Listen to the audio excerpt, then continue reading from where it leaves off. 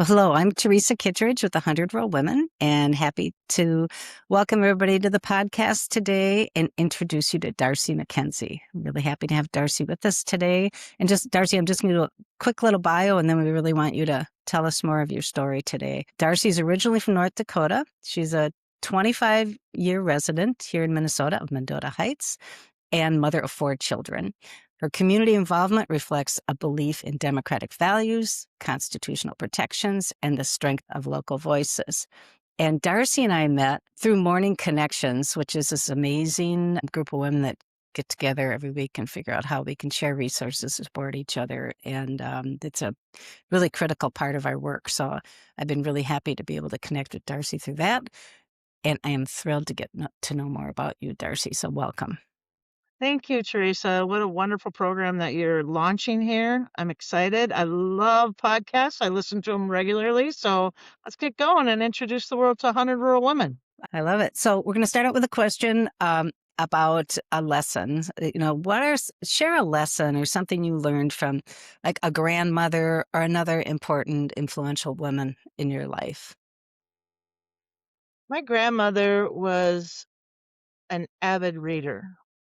She didn't have, she was born in 1898, right? And she lived through the Depression, and her children and her family were born during the Depression. They really had little. But she had a beautiful mind and she read, read, read. And my mom was always like a hard worker and a farm wife and not really a reader, but brilliant in a lot of ways that weren't book smart. But yet I feel like she had inherited it from my grandmother, whose wisdom was pure and gracious and humble. So that's what I learned from them, that you might not be book smart, but you can be an avid reader and a hard worker and still have that wisdom. I hear you. That's amazing. That whole wisdom piece being shared. And I know you just mentioned about your mom and farm. Tell us a little bit about your connection to rural, because I know it runs really deep. Yeah, my mom and dad, they bought their farm in, I want to say 1950. My dad's father was a farmer, but he had died when my dad was quite young. And so when my dad turned 18, he got, I guess, his inheritance, and they had enough money to buy the farm. And it was in rural North Dakota, Great Bend. Um, you know, they really are the true success story. And they're both still living. They're in their 90s. They still have the farm. My brother is and his son are farming. And there's a beautiful connection there. And I'm very proud of my brother and his son because they've maintained the farm. And it's it's a beautiful legacy for me to grow up in that era. I have a lot of farm girl stories, pig stories and all that stuff. I love being a farm girl. It was awesome. I was, as a kid, I was super lucky. I was born in Worthington, and then my grandmother, her family farm, when they immigrated from Ireland, they were in Butterfield, Minnesota, which is about halfway between Mankato and Worthington. But so I had the easy childhood farm experience where I spent my summers and a lot of weekends with my great uncle stayed on the farm. Everybody else left. And so I got to have a little bit of both. So I was really Mhm. always felt Yeah, I had very an older fortunate. brother and a younger brother, so I wasn't stuck with all the chores. Right. My 2 older sisters, they were older and they had to do all the chores. And I think it's a little point of contention even to this day, That's lingering right. of all the hard stuff. But, but this is what's great. It was in a rural school, right? Pretty much one room Laura Ingalls type schoolhouse, and we got multiple grades in one class, and it it was so charming growing up. But then when we went to high school, you went to the big city of Wahpeton, and so that summer, my dad knew that I probably would like a new wardrobe and new clothes, so he had given me a sow.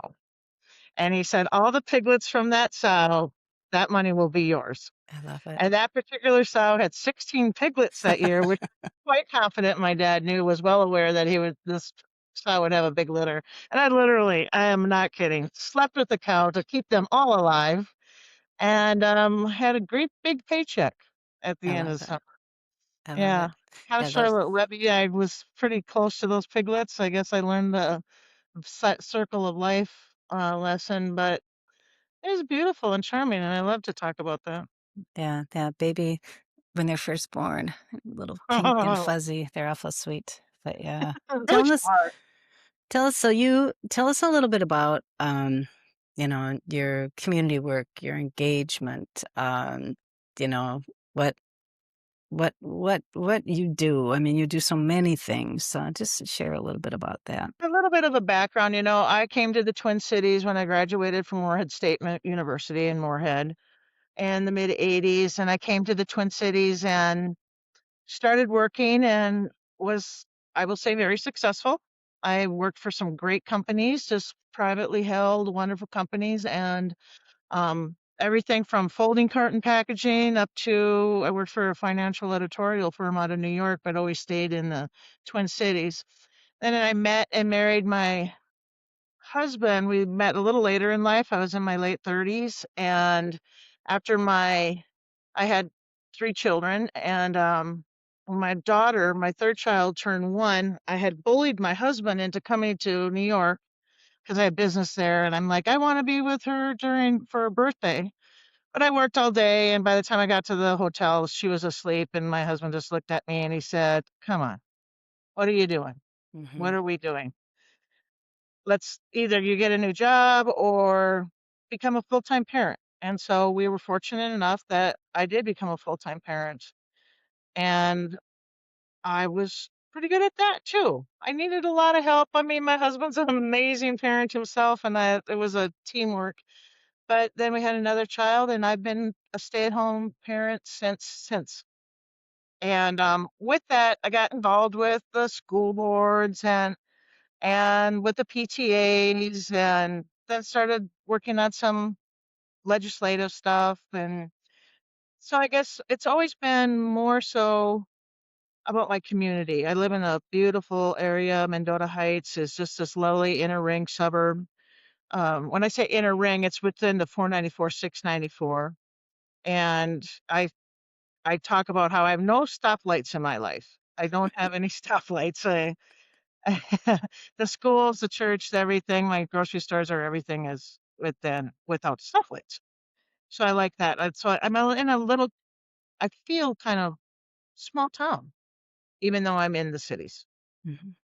Uh, Yeah, isn't that interesting? I've been fortunate too. I've gotten to live in small community, regional center, rural community, and then metro, and it's those little pockets, little neighborhoods within in communities within the metro are like little small towns. So, and I'm with you. I got married when I was 35.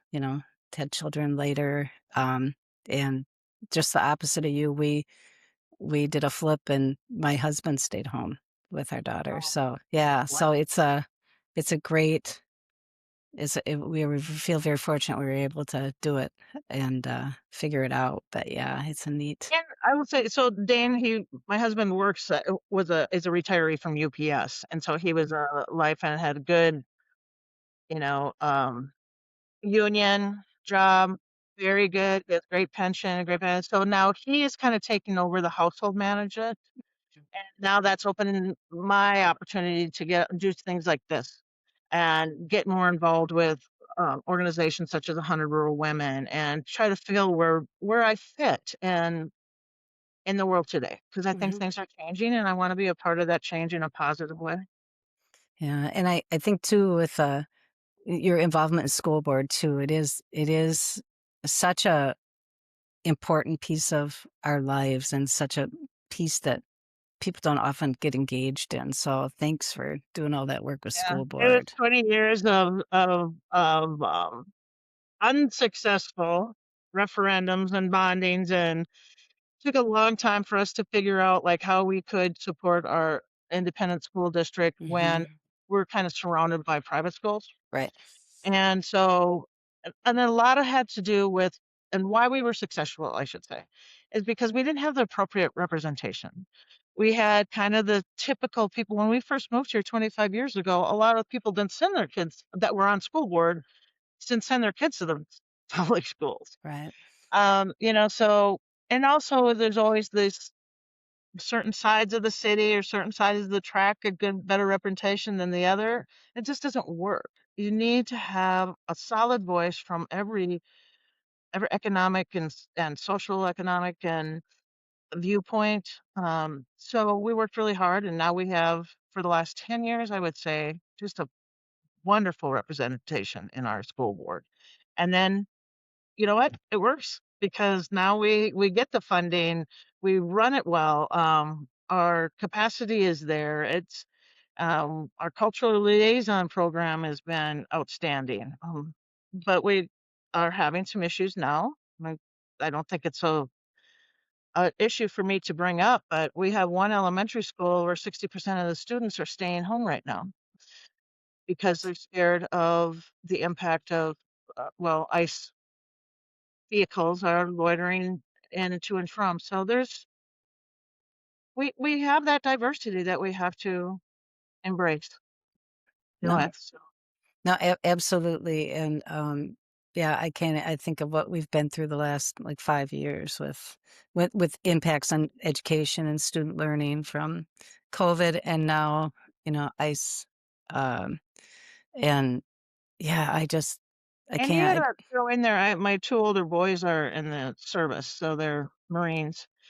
And to think of, and they were, well, how old were they when George Floyd was murdered? I mean, that was a major impact on my kids. absolutely.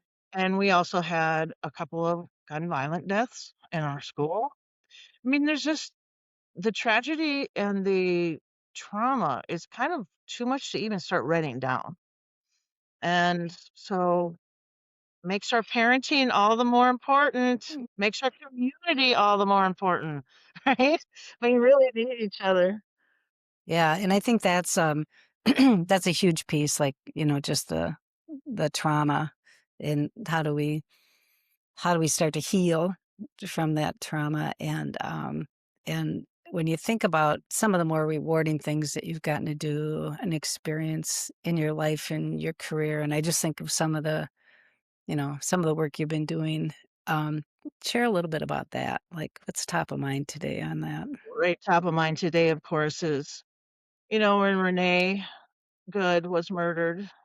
And it's kind of crazy how many times I've said murder in just this conversation, but this is where we're at. When that morning when she was murdered, I was actually I'm with a group of individuals where it's actually retired ministers, and we're doing this gun violence prevention, like in how we can engage with the congregations and their congregations. And it basically started because they were having a difficult time with their sermons during suicides by gun, Mm, just suicides in general, and also like um, the mass shootings around the country. They were struggling with their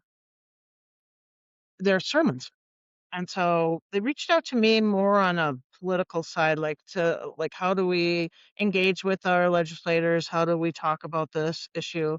And so it's every Wednesday morning. So I have morning connections on Thursday morning, and my Wednesday mornings is with the gun violence prevention. And that was the morning when we were on the call is when Annunciation happened, and oh my also gosh. when Renee was killed. And the first thing that my initial instinct was stay calm. Stay calm. Everybody stay calm. And I started posting like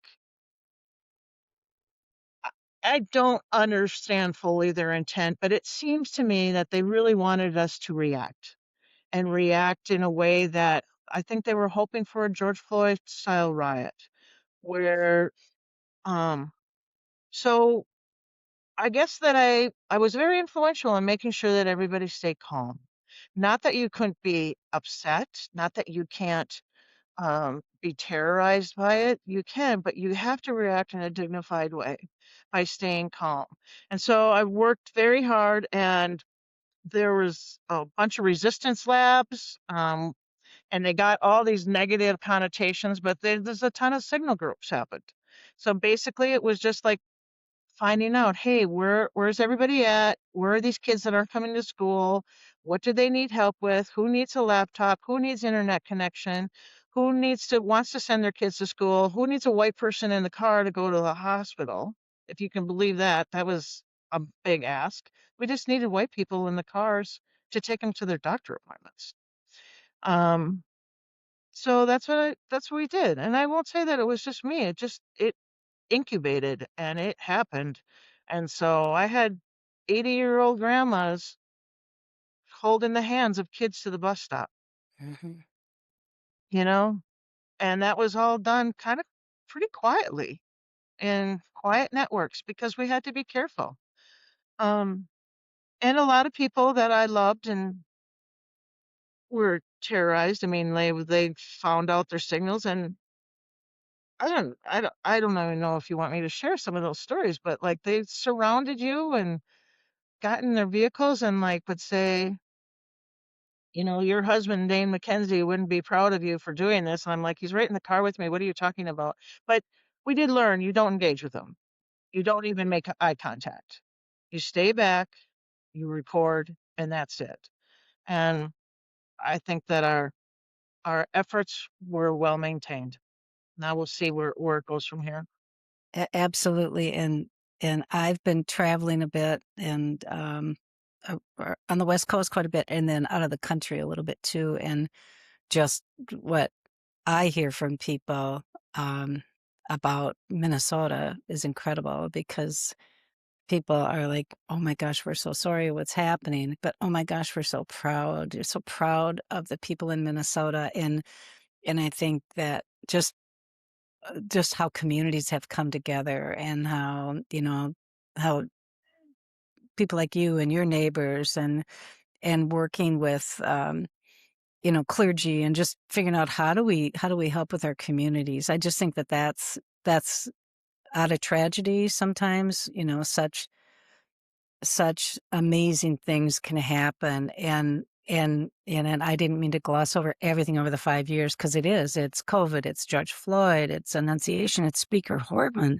I mean, it's just that we have had so much tragedy in Minnesota that it's hard to even believe that this has all happened. And just, I'm just so proud of the people I know that are out there organizing and pulling people together and staying positive and working for better solutions. And as we head in, and I know you're engaged here too, with school board and policy and public policy. And I just think too of, one of the goals of 100 Rural Women is how do we get more women in formal leadership? And I just think of just bringing it right back down to our legislators right now, I should say. And I just think of the people serving and, what we can do as citizens to better support people that are serving in elected office. I just can't imagine the trauma. Yeah. I know that the first day Mm. they're entering at closed door so that they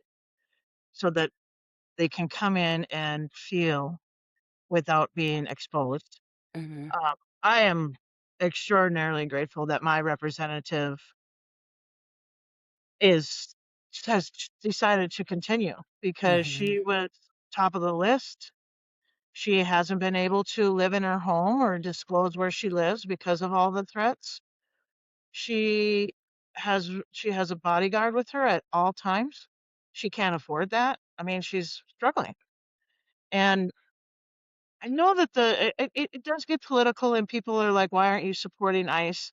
I have supported ICE all the way along. And I totally believe and 100% believe that any murderer or rapist of any immigrant or not needs to be removed. I and have supported that and as a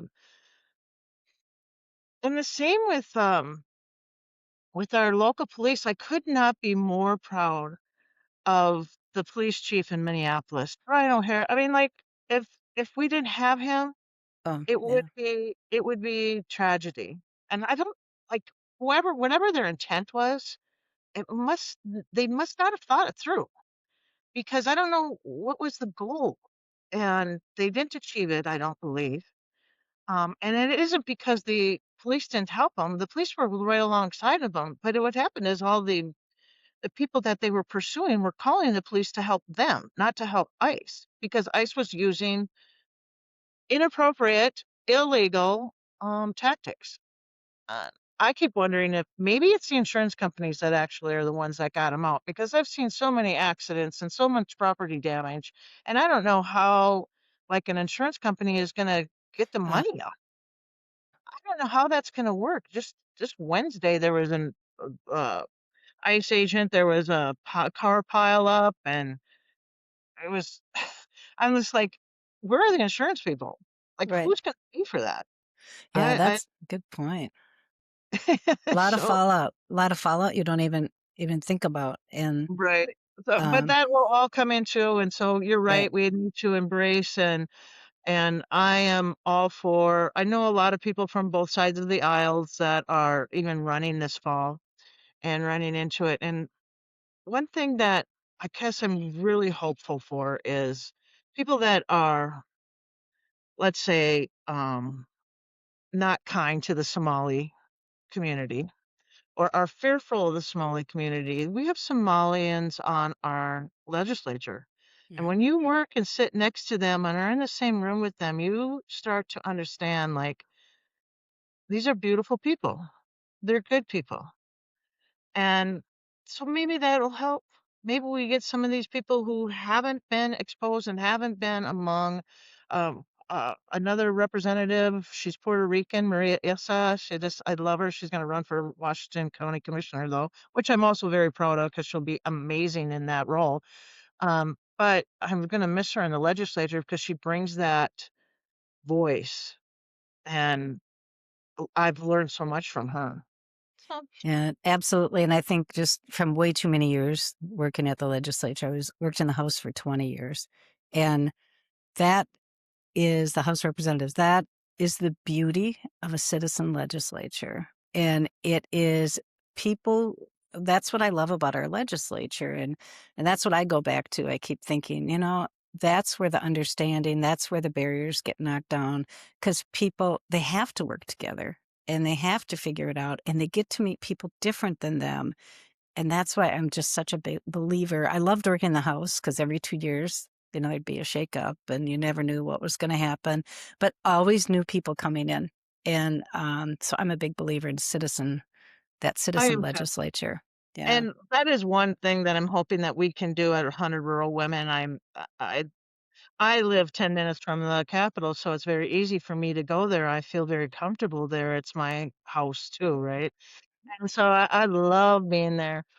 And that I believe that if across in greater Minnesota and the rural areas, if they had just had the opportunity to come here and just be there, but not even for anything. You don't need to go and protest here. You don't need to go and talk to your legislators, but be there and commune and be together and see what it. Uh, I really respect the house. I do, Yeah. and And it's it's an incredible building. And as you said, it's our house. It's our building. It's in that building, the history, just I guess I took it for granted. I got to office in the Capitol, in the chamber. I mean, I was super lucky. And so, cool way. yeah, I mean, it's pretty amazing when you think about it. So I think we're really lucky in Minnesota to have that. And I also think because we have such tight majorities, members have to figure out how to work together. So they just have to. So I think that's where, I see a little hope coming through. And so when you think about like how you grew up and stuff, did you see yourself doing what you're doing? Did you know what you were going to do when you grow up? Did you No, end up where you thought you no. would? I don't even know if I know now, right? Yeah. Oh, I don't. I never know. We that's the luxury. I mean, I know that I'm extremely fortunate that I found a person to spend my life with that I really cherish, and that we were able to build a family, and I guess I never envisioned being a mother of four, and I never envisioned a lot of things, right? That just how life unfolds is what you embrace, and I've been extraordinarily unfortunate. But I also feel a sense of responsibility too because of that fortune and because of the blessings that have been given me comes responsibility. And I Agreed. feel responsible for making a better world. Hmm. I really do. Yep. Gosh, now that I'm even saying that, I'm kind of shocked and like, yeah, that's where I gotta go, man. I have to keep working hard to it's gonna be a better place. And I am extraordinarily proud to be a Minnesotan. I mean, like you said, it's pretty fun being not fun because of the tragedy that has prompted it. But I'm on a lot of these national calls too, and it's they always are very interested in what are they doing? How did it work? Even my sister state, Iowa, I mean, it sounds like all I do is chat on these things, which is kind of true. It's my gig. But it's Iowa's writers, and it's done by this just prominent, wonderful older gentleman. I've been surrounding myself with all these old white men lately, and I don't know, I just need to learn from them, and it's been great. But anyway, we meet for lunch, and there's a group of about 9 of us, and we just visit, and they're so intrigued by for one thing, they just can't believe what ICE has actually been doing. So you go through that whole explanation. But then they like that reaction of how we reacted. Um, is interesting to them, and they say, "What can we do?" And I'm like, "Take notes. Mm-hmm. Take notes, and you better have a legislature down in Iowa just like we have here that works together and that comes together. This division cannot last. We cannot save democracy by being divided." So that's what I tell 'em. Yeah. Oh, absolutely. And so you're so engaged, you've got all this stuff going on in your life. What do you do for self-care? How do you sort of step back? How do you take care of yourself? Or do I you take love care my of yourself? plants. I have plants all over in my house. It's a jungle, so that's very healing for me. I have, I'm a uh, I don't know, earthy stuff. It's that stuff must be the farm girl in me. I have a beautiful garden, and Ah, I made a ton of. We made too much hot sauce this past fall. Oh my gosh, we got more hot sauce than we could ever believe. I should be marketing it. So gardening is my hobby and my soul. And all winter long, I just read the books and wait for the seeds to be planted and starters, and yeah, that's what I we do. love it. And then, I mean, that's such it's a good creative outlet and engagement. So, and I know what I love about you is positive. You look for the light, which I'm a big believer in. How do you do that? How do you, under all this adversity and all the things that have been going on, how do you stay positive, and how do you just keep moving forward? What keeps you going forward? Well, it's interesting after Renee died, and then when Alex was murdered, it is hard to stay positive, but I just cannot imagine that anybody walked away from that without feeling a great despair. I just feel like people will come together. I really do. Like the hate will not win. That the love will it will. I really believe that. I don't know of anybody that I really just have extreme disagreements with and hardly can be around them. But there's always something about them that I'm like, I gotta look for that one thing that I do like about them. Hmm. And that helps. Hmm. And I get mad at people, but not really for long. What good does it do? It only hurts me. So that's my Teresa, you have that too. You got to keep busy, Yeah, right? yeah. You Keep keep busy, busy and you right? know that it's for the better, and always be curious and ready to learn another person's be empathetic. Hmm. And Hmm. so that helps you stay positive. Because So most how? people are No. What gives you hope? What gives you hope for the future? my kids. I got two sons that are meeting up in Chicago this weekend, and they're going to an art show. It's like, what are these are 25 and 23-year-old kids, and they're getting together just so they can go to an art show. I just think that's funny. I just wonder, it just gives me hope. It gives me hope that they are children of COVID and all this stuff, just this tremendous amount of cultural shifting.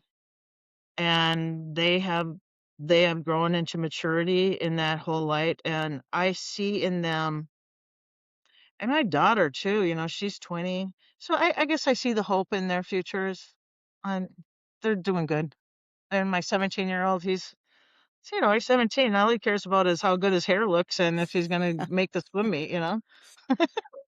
So that kind of keeps you base. Like that's all you have to worry about. That's good.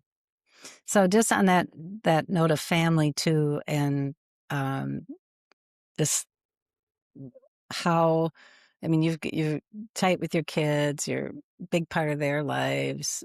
I've been going through this too, where my daughter, we've always been very tight, but she lives in California now, and it's sort of like, what do I see for like the next for me, and sort of that intergenerational piece of, as we age, as your kids grow up, how that all works. And I think with all this tragedy and everything that's been happening in the world for me, I've been like, okay, I got to get my priorities in order, and where do I want to spend time, and and that's a piece I'm going through right now. It's sort of like, well, where do I want to be closer to her, and she's not coming back. So I'm not going to figure out, how do you, families, as you, just as with you, family's such an important part of my life too. So I just, I know we had touched on that a little Good bit, choice to but do to make. Like Dane retired quite young.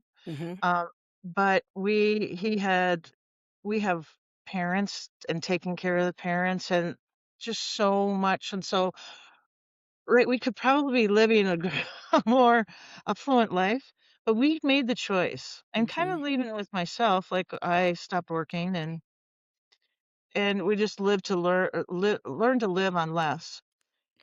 And I think as I get older, the more important that is. yeah, Like, I don't need much. I don't need, but I do need them.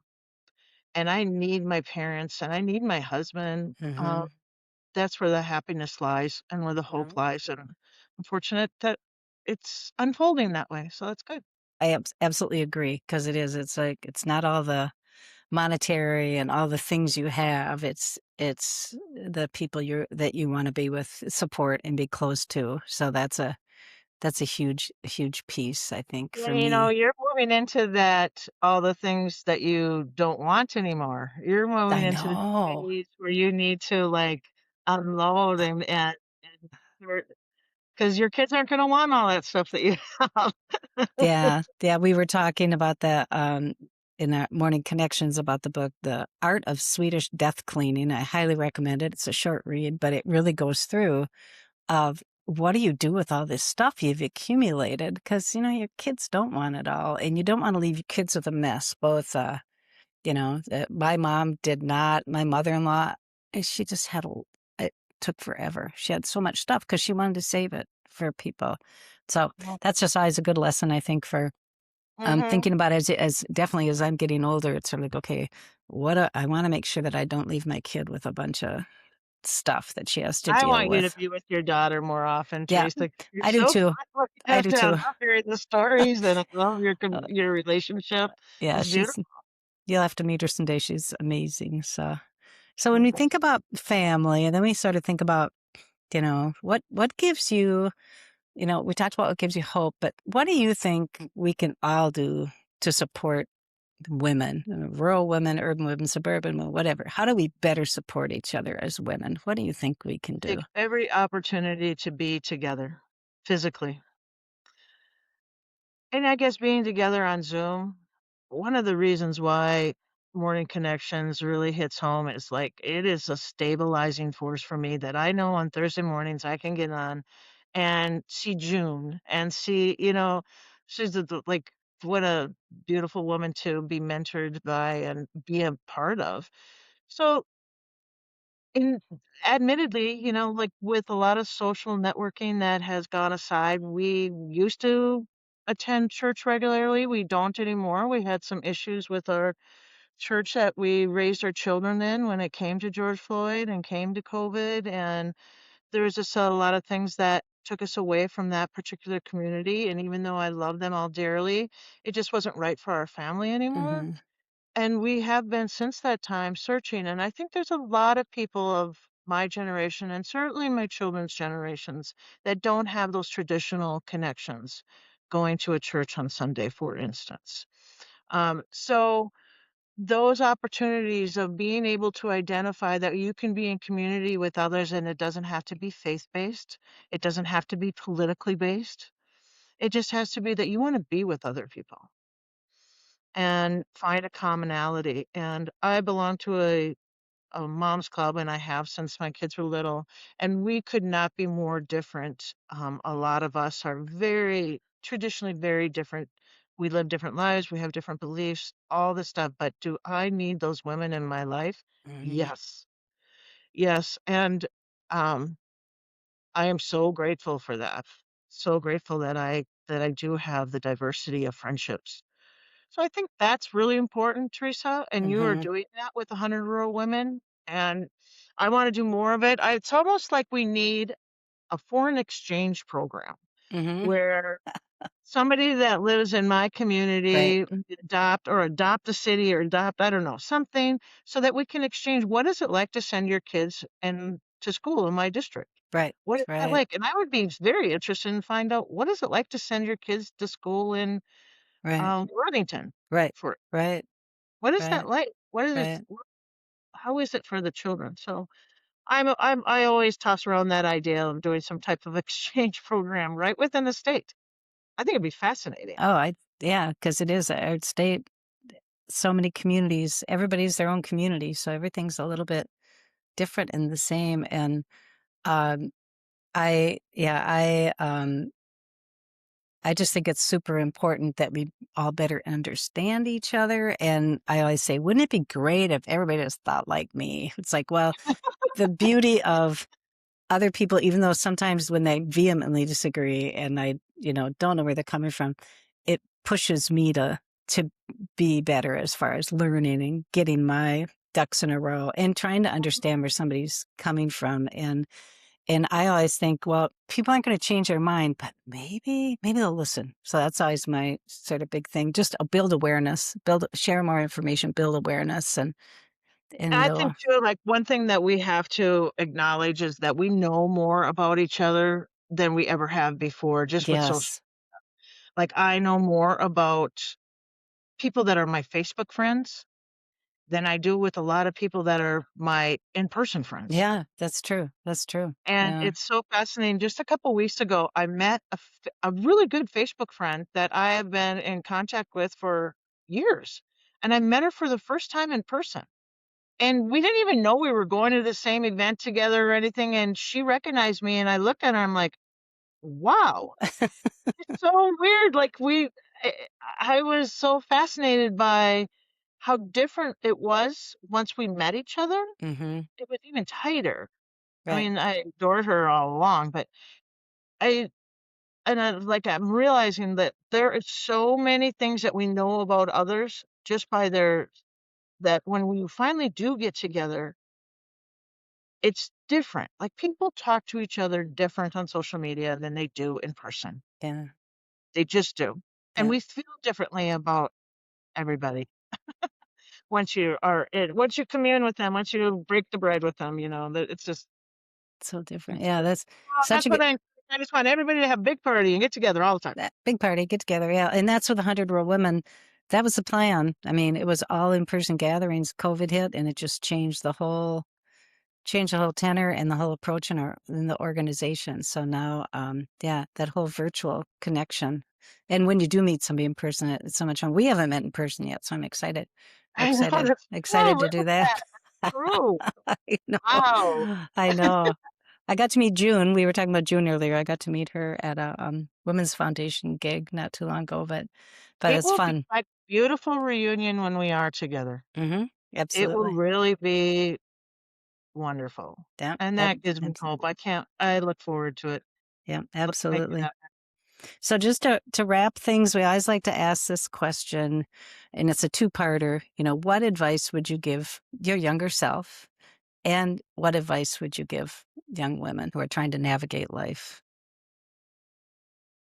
Uh, the advice I would give my younger self is everything's gonna be okay if you want it to be. Like, you are in charge of your own destiny, and you have to work hard. Nothing in life that's worth having is comes free. You have to work at it, and that if that's happiness or financial success or, being a good parent or being a good daughter, whatever that is, it all takes work, and you have to put in the time. And, I would just tell my younger self, like, "Don't worry, you can do it. You can do it." Like, you there's nothing to worry about. Everything is gonna be how it's supposed to be, and what it isn't supposed to be, you move on. You embrace it and learn from it and move on and work at it. So what I wanna tell what I would like to tell my own daughter or any young woman is to believe in themselves, and if Yeah, they make mistakes, that's good too. Like, you learn from your you mistakes. do. You become a better person if you make mistakes, but if you don't try and if you don't work at it, you're not gonna get any better. So, Mhm. work hard, take challenges, you can do it, don't Love be it. shy. I guess don't be I don't like, a lot of beautiful people are shy, I shouldn't say it that way. Don't be worried that you're not gonna be good. Or you're not gonna be successful because wherever you are, wherever you go, you will be successful. Yeah. Those are What would those you are tell your younger self? I'm interested. oh my gosh. I would, yeah, have confidence. Have Mm. confidence in yourself. I mean, what the heck? I grew up in a very empowering family, and you can do anything. And how I just always, I had all those good messages, but those self-doubt would creep in all the time, on things. And I agree. As I look back now, it's like I think, "Oh my god, I missed that opportunity to do that." Gosh, I've gotten to do such incredible, incredible things. So I think as just telling my younger self, "You are gonna do amazing things. You're just gonna and enjoy them. Enjoy it." So yeah, that's a big piece, and I love the thing with mistakes because 'cause I'm like, "Oh, I can't believe, I did that," but you do learn from them, and, it makes you a stronger person. Definitely makes you, and I wish I Yeah. would've spent my younger self, why didn't I spend more time learning from my grandmas? I did, but I just wish I had it all written down. I wish I had it all written down, so Do that's you journal? no, but my grandmother was a major journaler, Yeah. and I So was should. mine. Her handwriting was beautiful and Yeah, her that's why I knew she was a good, avid reader because right, but I don't wanna discourage people to think that you have to be a beautiful writer to journal. right, I've been right, journaling, and I do journal just 1 sentence a day, and it's been very profound for me. So I would give that yeah, advice too. that's good Write it advice. down. Write it Write it down. down. Write down your feelings, negative, positive, just that feeling that you have, and you really learn from that. So just Yeah, absolutely, and I know we need to wrap here, but one of my things, so one of the things I learned, was from an HR director. She said women should never leave their careers after 50 to look for something else because it's very difficult. So, of course, I left a big career after 50, and, what I learned from that was that men, as they are older, they're more distinguished and have more experience. Women are pretty much just old. And so I went through a couple year period in my life where I've always not had a problem with career and, getting offers and everything. I just I couldn't get an interview, or I'd get an interview and I'd lose out to some like idiot or whatever. I mean, it was just like, are you kidding me? And so I would always tease when you talk about journaling. Now my big thing is, well, oh yeah, that's chapter 13 in my book, the time that I'm going to write a book about rejection, because it was just like I went through so much rejection. I'd never had that experience before. And that was quite interesting. an awakening for me. So it was quite a deal because I was overly qualified for many things, and some things I was super qualified. I wouldn't even get an interview, I was going to get a t-shirt that said number 2 because I was always like, I was number 2 for quite a while. It was quite interesting. So I was like, well, yeah, maybe I'll start something on my own. But yeah, it's an I'm glad you did. I'm interesting thing glad to you go did. through. Interesting thing to go through. But yeah, that's sort of that's what was my journaling is like, okay, I'm writing that book and that's chapter 13. That's chapter 14. No. Darcy, I think you know this and you should know this. You are amazing and you're so inspirational and you just give me hope for the future. You're my hope for the future. I think you're Thank you, just Teresa. incredible. I'm honored. I'm Yeah, honored. and I'm And looking I'm forward to meeting honored in to be person. a part of your world. It seems like every time we talk, I get to know a little bit more about yourself. And so, and I look at, but I truly am honored that you say that. This is another thing for women. You know, we don't exactly take compliments well, Right, right? right, And I think even now when you say that, I'm like, why do you think that? Why? What is it? Like, you know, but we just need to embrace it. And we're lucky we have each other. And I'm glad we're in right. each other's lives. And let's go move forward. And Let's move forward, and that's more advice to young women tell each other and accept what people tell you. So, thanks so yeah. much, Darcy. Appreciate your time today.